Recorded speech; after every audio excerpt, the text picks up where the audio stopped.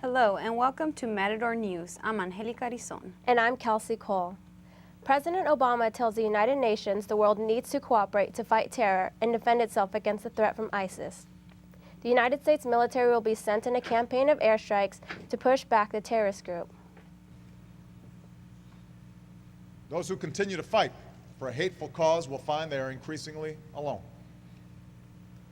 For we will not succumb to threats, and we will demonstrate that the future belongs to those who build, not those who destroy.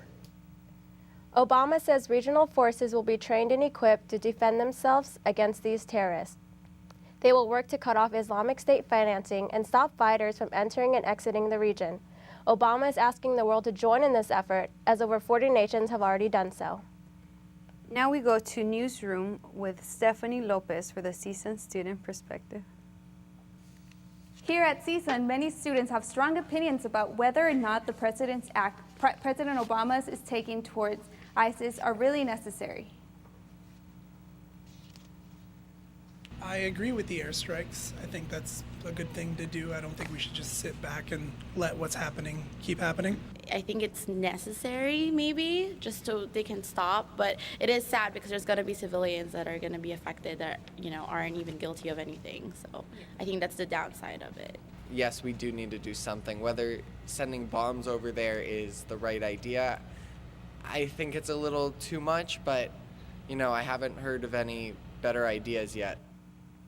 And now we go back to Angelica in the studio for more on President Obama's speech to the General Assembly.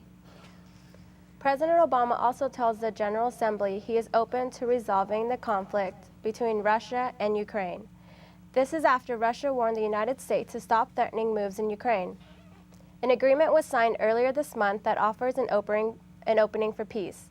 Obama says the U.S. will cut economic sanctions that have damaged Russia's economy if Russia follows through on the agreement. Obama also says the world needs to cooperate in the fight against Ebola. America is deploying our doctors and scientists, supported by our military, to help contain the outbreak of Ebola and pursue new treatments. But we need a broader effort to stop a disease that could kill hundreds of thousands, inflict horrific suffering. Obama went on to speak about Iran's nuclear program, global poverty, and climate change. After 2 years and 8 months of being held captive by Somalia pirates, a German-American journalist is free. Michael Scott Moore, a freelance journalist for Pacific Standard, was researching Somalia pirates when he was captured.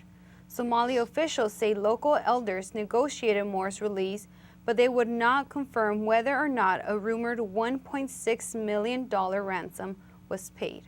A physically and mentally worn out Moore boarded a plane in Galkayo. Family and friends say they are relieved and happy with his return. The European Union has arrested more than 1,000 people involved with organized crime. Operation Archimedes, a 9-day coordinated sweep, targeted all kinds of criminal activity, including sex and drug trafficking, illegal immigration, and theft. 20,000 officers in more than 30 cities took part in the operation. Law enforcement officials say more than 30 children were rescued. Pennsylvania State Senator Jim Furlow of Pittsburgh has announced that he's gay. Furlow came out in front of a group of lawmakers in Harrisburg. The group came together to propose a change in the state's hate crime law to extend protection to those who are lesbian, gay, bisexual, or transgender. This proposal comes after charges were filed against 3 people in Philadelphia for beating a gay couple. The charges were aggravated assault, simple assault, recklessly endangering another person, and criminal conspiracy. Arrest warrants have been issued for the 3 suspects. Indonesian lawmakers are debating a law to ban homosexuals from having sex in the Banda Aceh province. The sex law has to be approved by the assembly and the governor has to sign it. Gay rights supporters will ask the central government to strike down the law or appeal it before the Constitutional Court. A 19-year-old girl is rescued after 30 hours trapped under rocks in a park in Texas. Kista Franco went for a hike with 2 friends at Hell's Canyon. Franco fell a total of 15 feet but managed to stop herself from falling further. One of her friends hiked back to get help. Weather conditions prevented a helicopter rescue, but paramedics were able to stay with her. Kista mother says it was a long night. I didn't know what I would do if I lost her. She's my only child. Franco is recovering in a local hospital.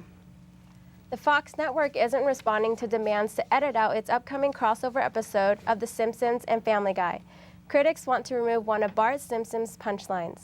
They say the line, "Your sister's being raped," is offensive. The episode is set to air Sunday, September 28th.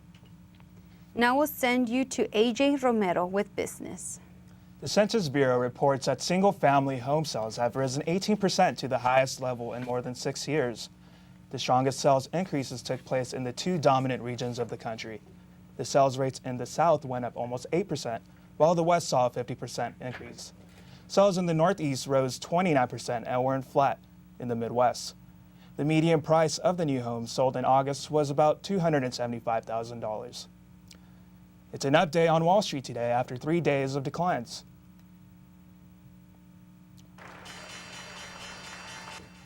Dow Jones during our last check is up about 170 points to 17,226.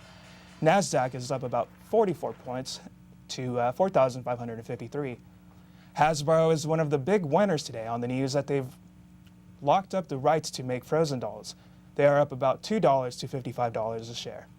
Now here's Ericka Sims for the health news. Thanks, AJ. Say hello to healthier sodas and goodbye to those calories that used to be with them. Coca-Cola, Pepsi, and Dr. Pepper pledged at the Clinton Global Initiative to cut out the number of sugary drinks calories by 20%. Bill Clinton is a huge supporter of this transition. They are announcing a commitment to reduce beverage calories consumed per person without regard to age or where they consume them by 20% nationally before 2025. The companies plan to reinforce low and no-calorie drinks in smaller portions. The new program will start in Little Arkansas and Los Angeles. Diabetes rates seem to be decreasing in the U.S. The Center for Disease Control and Prevention say the number of new cases actually fell an average of 5.4% over the last 4 years. One of the reasons for the decrease is a decline in obesity. The CDC has been helping expand diabetes prevention programs and says these numbers are proof their programs are working. Let's go back to AJ for some entertainment and lifestyle news. Thank you, Ericka. Kris Jenner and Bruce Jenner have agreed on the division of their reality TV empire just 1 day after the filing for divorce. The Keeping Up with the Kardashians couple filed to divide their belongings. Court documents state that Kris wants all monies under her name, personal belongings, and all of her vehicles. She also claims all partnerships and businesses along with the rights to the show that made them famous. Bruce is not walking away empty-handed. Kris has offered him 50% of their joint bank accounts as well as $1.5 million in the event of Kris's death.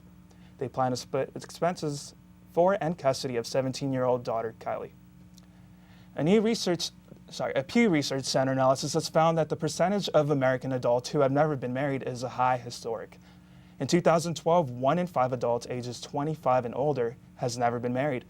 Compare that to the 1960s, when only about 1 in 10 adults in that age range had never been married.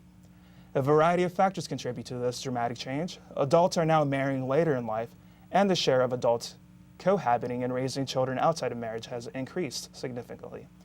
The Pew Research projections show that today's young adults are likely to reach their mid-40s and still not be married.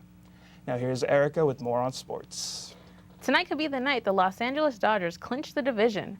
The Dodgers are 1 win away, and if they defeat the San Francisco Giants at Chavez Ravine, the National League West title is theirs. Clayton Kershaw leads the majors with a 20-3 record and is going for his 21st win of the season.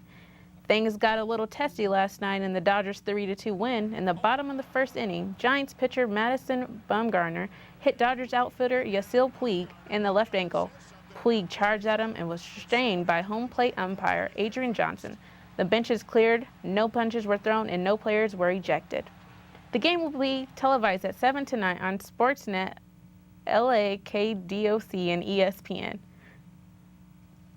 Procter & Gamble has pulled out of the NFL's breast cancer awareness campaign due to the domestic violence controversies. P&G is one of the league's major sponsors and will continue to support the NFL. The company says they will still donate $100,000 to the American Cancer Society. The campaign is very important to the league this year as it also deflects bad publicity. Today is National Punctuation Day, a day dedicated to celebrating the importance of proper punctuation. Let's dash over to Andrew Pitters in the Sundial newsroom. Hi, I'm Andrew Pitters, and I'm here with English professor Irene Clark, and we're here to talk to you about National Punctuation Day. So, Professor Clark, as we move on in society and we have social media, things like Twitter and Facebook, it seems like punctuation gets pushed a little bit by the wayside. Do you think a day like Punctuation Day is important? I think it's important in any kind of communicative situation to think about whether or not you can communicate what you really want to communicate and how what you communicate is going to be received by those that you are talking to, writing to, or texting to, or whatever. So punctuation is just another form of communication. And I think that in general, when you communicate, the most awareness you have will enable you to do what you want to do. That's true, and I feel like as punctuation kind of dies down, I think it's good to have this day and we kind of take time back to say, why do we have punctuation and why is it relevant still in our society? Do you have a favorite punctuation? My favorite is the dash. The dash. The dash, although I have read that it's going out of style. I don't know why, but I think a dash lets you have a certain spirit in your writing. I like that. It enables you to move from point to point quickly and with a lot of energy. That's and good. sometimes you can use the dash to make it clear that you feel strongly and emphatically or spiritedly about what you have to say. That's true. Okay, thank you so much for coming, and have a happy Punctuation Day. Back to you guys in the studio. Okay. Yes, sir. I'm all ready. Thank you. I'm Calsey Cole. And I'm Angelica Arizon. Thank you for watching Matador News.